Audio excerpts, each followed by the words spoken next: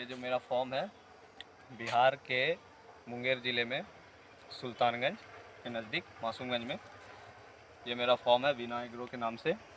तो मैं आपको दिखाता हूँ कुछ।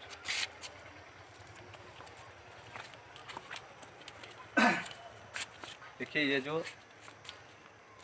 मेरी कुछ नस्ल है बकरियों की, ये जमुनापारी, बीटल, सिरोही, तोतापरी। तो ये जो हमारी है बीटल नस्ल, सिरोही नस्ल की बकरी, ये अभी लगभग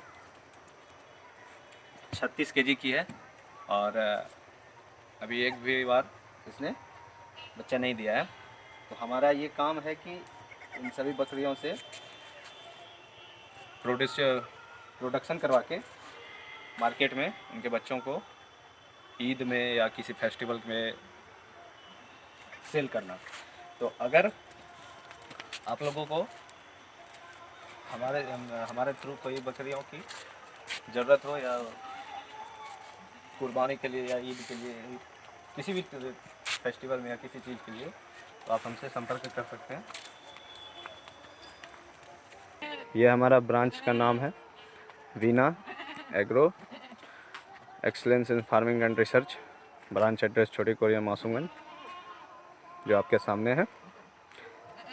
तो ये जमुनापारी नस्ल है और भी मैं आपको बहुत सारे नस्ल दिखाता हूँ जो कि हमारे पास अभी अवेलेबल है।